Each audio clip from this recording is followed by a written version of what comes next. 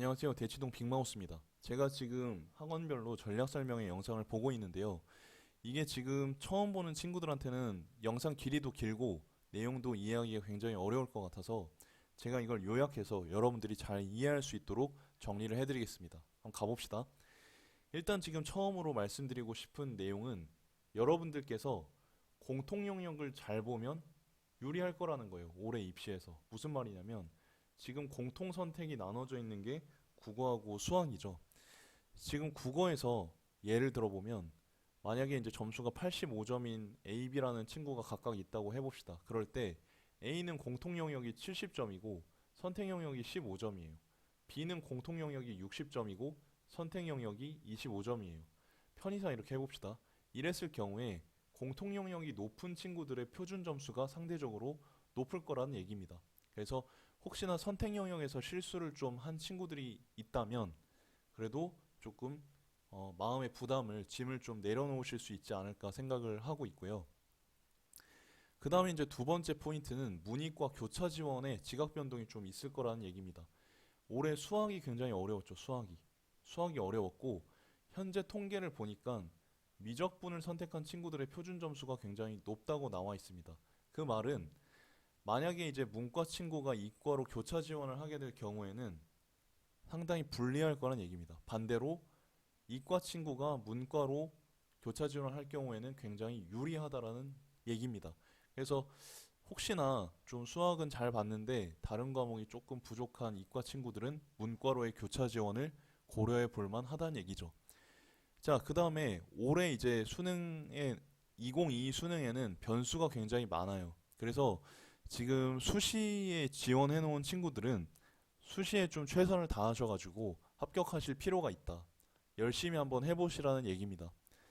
어쨌거나 방금 말씀드렸다시피 입시제도의 변화가 있고 또 약대 인원의 모집, 약대 인원을 좀 많이 뽑기는 하는데 이게 어쨌든 좀 혼란을 줄 거라는 얘기입니다. 그래서 여러분들께서 좀 이런 점들을 미리 좀 보고 준비하셔야 하지 않을까 생각이 들고요. 또 모집군의 이동이 있었습니다. 그쵸? 네. 상위권 대학의 모집군 이동이 있었기 때문에 이런 점들을 고려하셔가지고 준비를 해보시면 좋겠다. 자, 지금 이제 뭐 여러분들 쉬고 계신 친구들도 있을 거고 논술 준비하는 친구들도 있을 텐데 향후 일정을 말씀드리면서 어떤 걸 좀 했으면 좋겠는지 같이 말씀을 드려볼게요. 일단 12월 10일 날 여러분 성적표가 나오면 대학별 변환 표준 점수표를 반드시 확인하십시오. 여러분들이 지원하고 싶은 대학의 변환 표준 점수표를 확인해 보시고 혹은 뭐 점수에 맞춰가겠다 하는 친구들은 본인의 점수 성향을 파악을 해서 국어를 잘 봤다면 국어에 좀 더 높은 비중을 두는 대학을 찾아보시고 수학을 잘 봤다면 수학을 더 높게 쳐주는 대학을 찾아보시는 식으로 이렇게 좀 조사를 해두실 필요가 있습니다. 네. 다만 이제 서울대 같은 경우는 그런 어떤 비중의 차이 없이 일반 표준 점수를 쓴다고 하니까 참고를 해주시고요. 그 다음에 12월 16일이 돼서 수시 합격자 발표가 나면 이때 이제 대학별로 수시 2월 인원을 발표를 하게 됩니다. 수시에서 뽑기로 했던 애들을 정시로 이제 넘기는 건데요. 이런 것들을 체크해 놓으면 좋겠죠. 참고사항은 연대는 올해 수시 2월 인원이 적을 것이라고 합니다. 뭐 자세한 거는 뚜껑을 열어봐야 알겠지만 현재 예측은 그렇다고 하고요. 그리고 이제 12월 30일 날 정시 원서 접수가 본격적으로 시작이 되는데 보통 이제 예전 통계들을 살펴보게 되면은 좀 마감일 날 이 지원이 엄청 몰린다고 해요. 그래서 마감일 이전에는 경쟁률이 정확하지 않을 가능성이 높습니다. 때문에 1월 3일까지 마감일인 1월 3일까지 좀 지켜보셨다가 경쟁률을 보시고 눈치 게임을 해보는 게 좀 전략적이지 않을까 싶습니다. 그리고 일단 정시 모집 인원이 늘기 때문에 여러분들 일단 생각 자체는 좀 긍정적으로 좀 하시면 좋을 것 같고요. 그 다음에 이제 지금 여러분들께서 지금 당장 좀 해보시면 좋을 만한 것들이 뭐냐면은 점수 같은 경우는 12월 10일 이후에 나오기 때문에 이건 지금 뭐 어떻게 할 수 있는 게 아니고 지금 여러분들께서는 어떤 그 모집군별의 변화라던가 이런 것들을 통해서 본인의 전략을 좀 미리 구상을 해보는 게 좋을 것 같아요. 무슨 말이냐면 지금 현재 정시 가 나군이 굉장히 확대가 됐어요. 전년 대비 30% 이상 확대가 됐고 그에 반해서 다군 같은 경우는 별 차이가 없다고 합니다. 그래서 되도록이면 가나군 쪽에 좀 여러분들이 합격할 수 있도록 해보면 좋을 것 같습니다. 좋을 것 같고요. 그 다음에 이제 이러한 어떤 변화 상황들을 인문상위권 성향을 가진 친구들의 예를 가지고 한번 말씀을 드려보려고 합니다. 일단 첫 번째 케이스인데요. 지금 이제 올해 이제 두드러지는 군별 변화가 서울대하고 연고대거든요. 자, 이게 이제 이렇게 바뀌기 때문에 만약에 최상위권 친구들은 연세대 고려대 최상위권 학과를 쓰겠죠. 좋은 학과를 쓰겠죠. 그리고 이제 서울대를 같이 지원을 하게 될 겁니다. 반면에 조금 이제 성적이 조금 더 낮은 친구들은 가군의 연고대 하위 학과를 쓸 거고요. 나곤의 서울대를 못 쓰겠죠. 서강성균 한양을 쓰겠죠.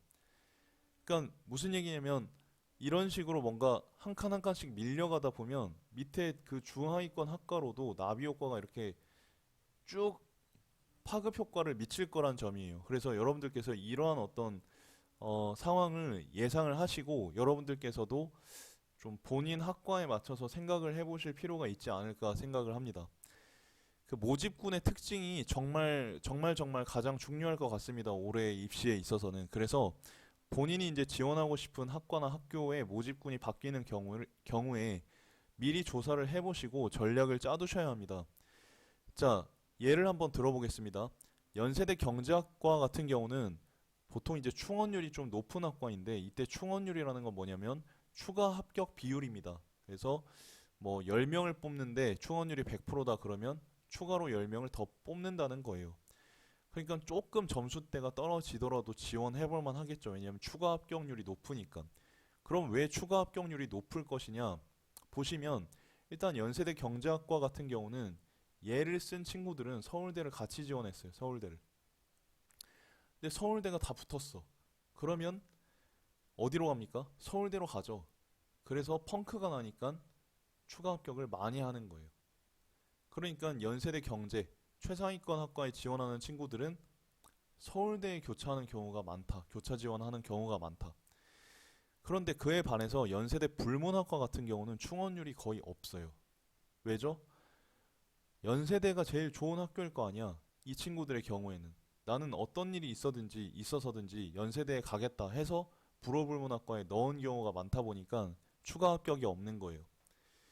이런 어떤 연장선상에서 봤을 때 지금 이제 성균관 글로벌 리더 사례도 좀 재밌을 것 같습니다. 일단 이 성균 글로벌 리더는 올해 같은 경우 가군이에요. 근데 2020 때는 나군이었고 2021 때는 가군이었거든요. 일단 2020 때를 한번 봅시다. 얘가 나군이었을 때는 연고대랑 같은 군이었어요. 그래서 연고대랑 지원이 불가했어. 중복 지원이 불가했어. 그러니까 이때 2020 때 성균 글로벌을 지원한 친구들은 뭡니까? 연고대를 포기하고 여기를 꼭 와야겠다 하는 친구들이었어. 그렇기 때문에 충원율이 낮았습니다. 그런데 2021이 되면서 가군으로 모집군이 바뀌었죠. 모집군이 바뀌었습니다. 그래서 이때는 연고대랑 다른 군이 됐어. 그렇기 때문에 성균 글로벌을 넣고 연고대를 같이 넣을 수가 있게 됐어. 근데 연고대가 됐다. 그러면 어디로 가? 안타깝지만 다 연고대로 빠지죠. 그래서 대거 빵꾸가 났고 충원율이 높다는 얘기입니다. 그러니까 모집군별의 변화가 이렇게 중요합니다, 여러분. 그렇기 때문에 이런 것들을 잘 체크하고 있으면 본인 점수가 조금 낮더라도 한 기준점에 비해서 한 3, 4점 정도 낮더라도 합격할 수 있는 가능성이 있다라는 얘기입니다. 이와 연장선상에서 제가 올해 이제 좀 눈여겨봐야 된다. 종로학원에서도 그랬고 저도 그렇고 눈여겨봐야 되는 학과가 연대 글로벌 경영이지 않을까 생각을 합니다. 이 학과는 여전히 2022에도 가군이에요. 가군이기 때문에 충원율이 굉장히 높을 것입니다. 왜? 올해 뭐 그런 것들을 설명하자면 좀 오래 걸리기 때문에 일단 이번 영상에서는 요 정도 결론만 말씀을 드리겠습니다. 미안합니다. 자, 어쨌든 결론은 뭐냐? 일단 충원율하고 경쟁률을 작년 데이터와 분별 변화를 토대로 해가지고 요걸 체크해보고 전략을 수립하자라는 결론을 낼 수가 있겠습니다. 물론 이제 뭐 올해 많은 변화가 있기 때문에 작년 데이터를 맹신할 필요는 없고요. 참고로 해서 한번 여러분들이 전략을 짜보시라는 얘기입니다. 아시겠죠? 어, 굉장히 열심히 공부했을 텐데 이 입시질에서 잘못해가지고 원하는 학교에 못 가면 굉장히 속상하잖아요. 이 영상을 통해서 여러분들께서 한번 정리를 해보시면 좋겠습니다. 감사합니다.